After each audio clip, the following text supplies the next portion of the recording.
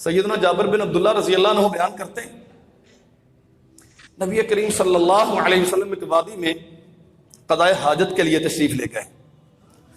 اونٹ کی جگہ کوئی نہیں تھی، چھپنے کی جگہ نہیں تھی، پردہ کرنے کے لیے کوئی چیز نہیں تھی. دو درخت کھڑے تھے، ایک اس کونے میں دوسرا اس کونے میں.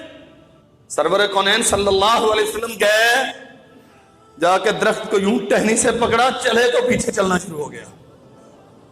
اور میرے بھائیوں صحیح مسلم میں حدیث سے کوئی قصہ نہیں ہے، پڑوسیوں سے سنا ہوا.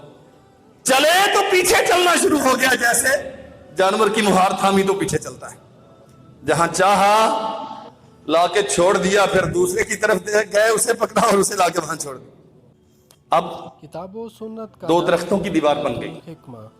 اوٹ بن گئی، اور ہادی کائنات صلی اللہ علیہ وسلم نے اس کی اوٹ میں بیٹھ کے اپنی ضرورت پوری کی. سمجھے ذرا مسئلہ، بالکل بے لباس، الف ننگا، لباس فطرت میں. یہ کیا ہے؟ پہنچا ہوا. معیار کیا ہے؟ ایک ضرورت ہے اس کی تکمیل کے لیے وادی میں پہنچے، وہاں بھی دیکھا چھپنے کی جگہ نہیں، دو درختوں کو پکڑ کے اپنے لیے اوٹ بنا لیا. اور یہاں معیار کیا ہے؟ جس کے تن پہ ڈھانپنے کے لیے ایک دھاگا بھی نہیں، وہ پہنچا ہوا.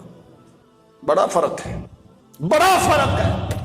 ہم نے نبی نہیں مانا جو تکمیل ضرورت کے لیے بھی کوئی ایسی حرکت کرنا مناسب نہیں سمجھتے جو ان کے معیار کے خلاف ہو، اور ہم انہیں نہیں مانتے جو شرم و حیا کے لباس سے بالکل آری ہوں.